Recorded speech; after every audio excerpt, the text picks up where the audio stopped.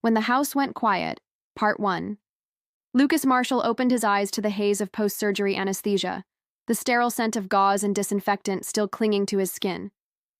The last thing he remembered was the nurse counting backward with him. 10, 9, 8, and the next was this soft, foggy awakening in his own bed. The room was dim, early morning light slicing through the cracked blinds. Pain pulsed in his abdomen, more than he expected from a routine laparoscopic gallbladder removal. Still, he'd been told he'd be sore. What he hadn't expected was the silence.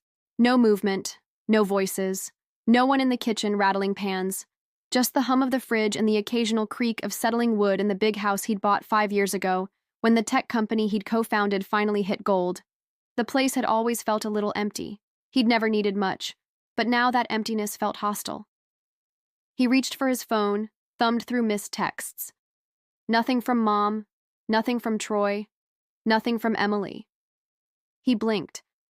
The last message was from his mom the night before surgery. "We'll be there waiting when you wake up, baby. Get some rest." Lucas's lips curled into a weak smile. That was just like Janice, his mother, always dramatic, always promising more than she could deliver. Still, he trusted her. He'd told them all he'd need help just for a few days. Just the basics, meals, meds, someone to help him get up without tearing stitches. He managed to swing his feet onto the floor, grimacing as his body protested. He shuffled to the kitchen, each step a gentle torment. A single note sat on the counter, scribbled in pink ink. "Had to take care of something. Be back soon. Don't strain yourself. Love you lots. Mom, Troy, and M." The clock on the microwave read 11:42 a.m. How long had he been alone? Had they left the same day as the surgery? Lucas opened the fridge. Empty. Just a jar of mustard, expired oat milk, and half a lemon. The kind of food you'd leave behind when you had no intention of being home for a while. He checked the pantry. 1 packet of ramen and an old box of tea.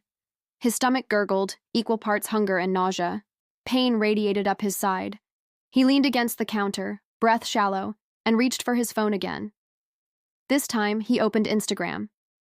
Emily's profile was public. Her latest post was time-stamped just 3 hours ago.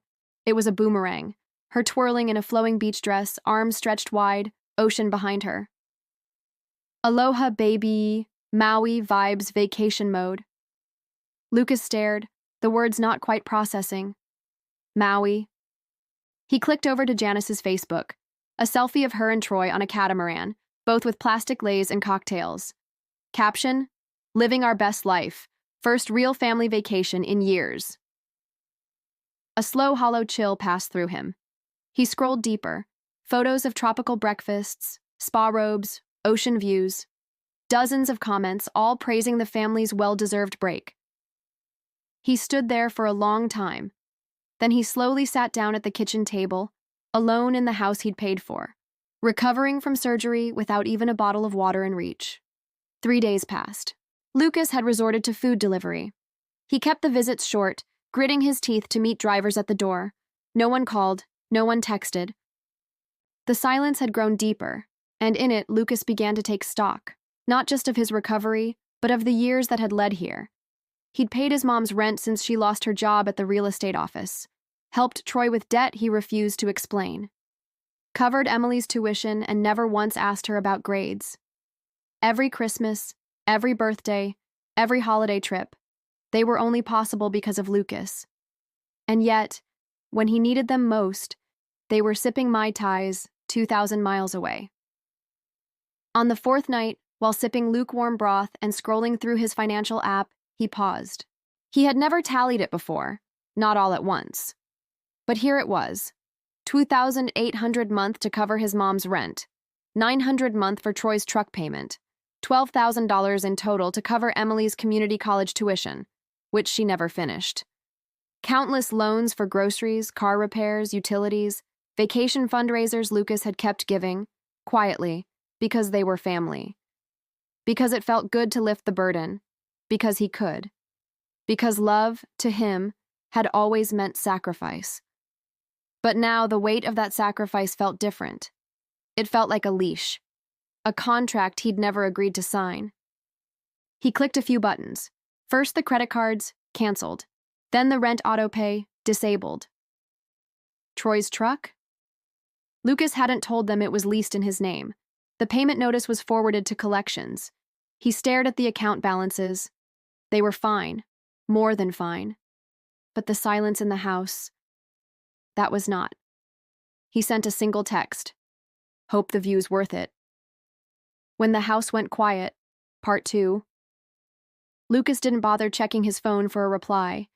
He already knew how they'd react.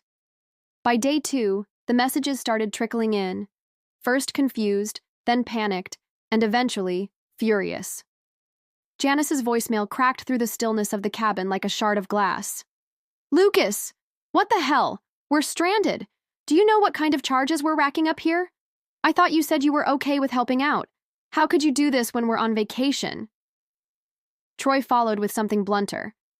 Don't be a damn child. Turn the cards back on now. Emily's texts were a wall of all caps and emojis. OMFG, how could you do this to your own sister? I'm literally having a panic attack. I might have to work here just to get home. Lucas didn't answer. Not any of them. Instead, he packed a small bag, called a private car, and left the Boulder house before the week was out. He didn't even lock the front door. There was nothing left in it that he cared about. He drove southwest into the mountains, deep into a part of Colorado tourists never bothered with. Just pine trees, the echo of silence, and a cabin he'd bought 2 years ago under a trust name.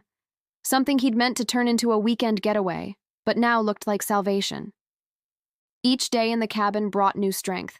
His wounds healed faster than expected. He started walking the short trail to the lake behind the ridge, then farther each day. With no cell service and no emails, he began to feel something he hadn't in years: peace. He read books that had gathered dust on his shelf for years, cooked simple meals with fresh ingredients from a local market. He learned how to sit with his thoughts, not drown in them, but truly sit with them. It was hard at first. The guilt tried to creep in, whispering that he had overreacted, that he was cruel. But each time he came back to the same image, waking up alone after surgery, abandoned in the house he'd paid for. When the family returned from Maui, sunburned and shell-shocked, they found the Boulder house eerily quiet. Lucas's bedroom was stripped down to bare walls. A few boxes were missing from the garage. The rest looked untouched. On the kitchen table, a single legal envelope waited. Inside was a letter. This is not abandonment. It is clarity. You left me alone when I was vulnerable. You lied and made excuses while posting your fun to the world. You've taken from me without gratitude for years. I allowed it because I loved you. That love hasn't died, but it's no longer blind. I've moved. I won't be reachable. Aunt Marla has power of attorney for anything urgent. You can direct questions to her. Please don't contact me unless it's to apologize sincerely, without expectation. Take care of yourselves. Lucas. Janice's scream echoed through the house. Troy cursed and slammed a cabinet door. Emily sat on the couch in stunned silence, phone in hand, trying to figure out how she'd pay the rent due next week. The next day, they tried Marla. She answered politely but firmly. Lucas gave me instructions not to pass on messages unless it's a genuine apology. If you're calling about money or access, I can't help you. Janice tried to cry her way through the call. Troy threatened legal action. Emily offered fake tears, then pivoted to Instagram stories about being betrayed by the people you trust most. None of it reached Lucas. And in a quiet mountain cabin, Lucas sat on the back porch, wrapped in a wool blanket, sipping hot tea.